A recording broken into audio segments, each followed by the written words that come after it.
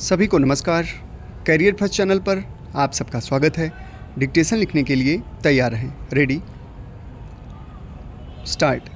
अध्यक्ष महोदय, जिस भावना से मैंने यह बिल पेश किया है उसको विरोधी पक्ष के लगभग सभी सदस्यों ने एक मत से महसूस किया है कि देश में बेकारी की जो समस्या है वह एक भयंकर समस्या है और उसके कारण हमारे देश का विकास, चाहे वह सामाजिक हो, आर्थिक हो या सांस्कृतिक, रुका हुआ है और ऐसी स्थिति में हम आगे बढ़ नहीं सकते हैं।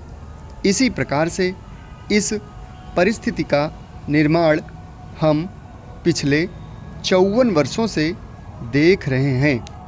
मंत्री महोदय ने यहाँ पर अभी कहा कि राष्ट्रपति इस काम को नहीं कर सकते हैं क्योंकि वह उनके अधिकार के बाहर है।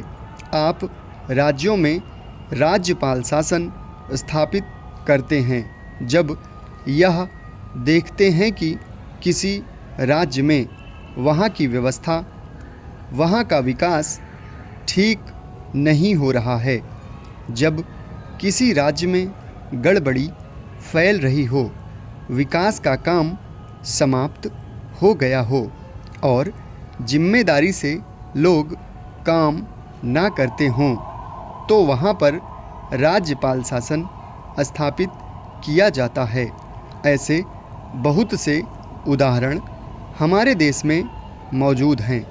उसी प्रकार से हमारे राष्ट्रपति हैं और अगर देश में इस तरह की स्थिति वर्षों तक चले तो कोई कारण नहीं है आपात के रूप में राष्ट्रपति इस देश की सुरक्षा के लिए, इस देश की उन्नति के लिए जिम्मेदारी अपने हाथ में ना ले सकें।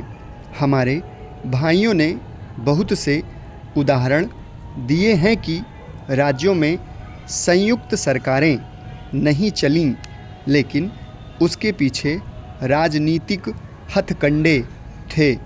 अगर कोई राजनीतिक पार्टी जिम्मेदारी से काम नहीं करती तो विधान में यह स्पष्ट है कि राष्ट्रपति शासन अपने हाथ में लें।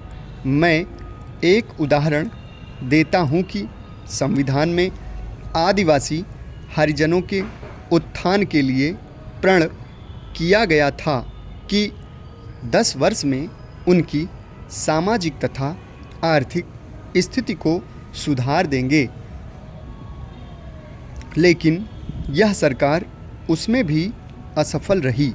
उसको एक बार 10 वर्ष के लिए बढ़ाया गया और दोबारा फिर 10 वर्ष के लिए बढ़ाया गया। इसी तरह से उसको बढ़ाते जा रहे हैं, लेकिन उनकी आर्थिक और सामाजिक उन्नति आप नहीं कर पाए हैं। इस काम में सरकार बिल्कुल असफल हुई है। पिछली बार सरकार पर अविश्वास का प्रस्ताव भी आया था और वह पास होने वाला था।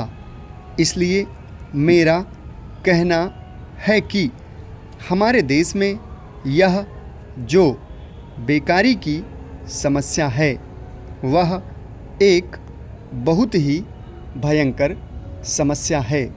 समाप्त। धन्यवाद।